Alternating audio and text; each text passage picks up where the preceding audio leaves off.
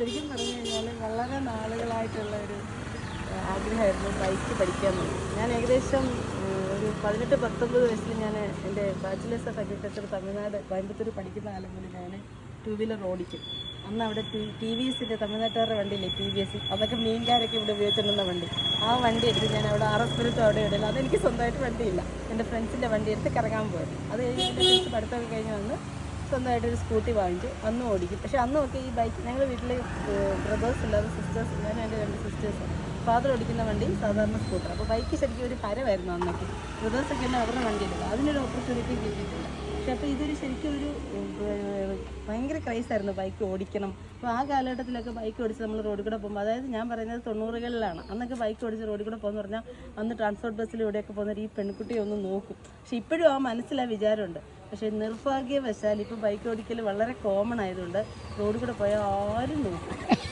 അത് ശരിക്കും ഒരു വിഷമമാണ്. ഞാൻ പിന്നെ ഇതിനൊക്കെ കൂടുതൽ പ്രചോദനമായത് ഈ 2 ഇയേഴ്സ് മുമ്പ് ഞാൻ ഒരുപാട് ജിമ്മിൽ, ഞങ്ങളുടെ ഇവിടെ ഒരു നല്ല യൂണിസെക്സ് മനോഹരമായ ഒരു ജിമ്മുണ്ട്, അവിടെ വന്നപ്പോൾ ശ്രീലക്ഷ്മി എന്ന് പറഞ്ഞൊരു ടീച്ചറിനെ കണ്ടു പരിചയപ്പെട്ട. മന്നാർസ സ്കൂളിലെ ടീച്ചറാണ്. പക്ഷെ പുള്ളിക്കാരി ഒരു എന്താ പറയുക, ശരിക്കും പറഞ്ഞാൽ പുള്ളിക്കാരി ഫിറ്റ് ഫോർ ഒരു IT പോലെയാണ് എനിക്ക് തോന്നുന്നത്. കാരണം ഒരു ടീച്ചറിൻ്റേതായ ഒരു ഷൈനസ്സോ ഒന്നുമില്ല. ഭയങ്കര ബോൾഡും എല്ലാത്തിനും ഭയങ്കര മോട്ടിവേഷനാണ്. അപ്പോൾ പുള്ളിക്കാരിയുടെ മോട്ടിവേഷനാണ് ഇത് പഠിക്കാനുള്ള ഒരു മെയിൻ പ്രചോദനം എന്ന് പറയുന്നത്. അല്ലെങ്കിൽ ഞാനിത് പഠിക്കാനൊന്നും താല്പര്യപ്പെടത്തില്ല.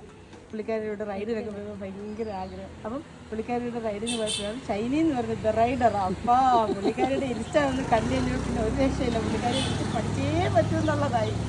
അങ്ങനെ വന്ന് പഠിക്കുകയാണ്. ഇപ്പം ശരിക്കും ഞാനൊരു തിയറി ക്ലാസ് പഠിപ്പിച്ച പോലെയാണ് പുള്ളിക്കാരി അങ്ങ് പഠിപ്പിച്ചത്. ആദ്യം ഞാൻ ഇതെങ്ങനെ പഠിക്കും, പുള്ളിക്കാരി ഇത്ര നേരം കൊണ്ട് എങ്ങനെ പറഞ്ഞു തരുന്നതാണ്.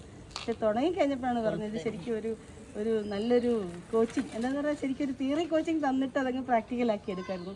സൂപ്പർബ്. ഇനി പിന്നെ ഒരു ദിവസം കൂടെ വരണം. അപ്പോൾ കഴിയുമെങ്കിൽ ഞങ്ങൾ കുറച്ച് ആൾക്കാരെ കൂടെ വിളിക്കാൻ നോക്കാം. അപ്പോൾ ഇത്രയും ദൂരം ഷൈനി മേഡം വരുന്നതിനും പുള്ളിക്കാരിക്കും അതിൻ്റേതായ ഉള്ള ഒരു കിട്ടുമല്ലോ, കുറച്ചുകൂടെ പ്രകടിപ്പിക്കുന്നു.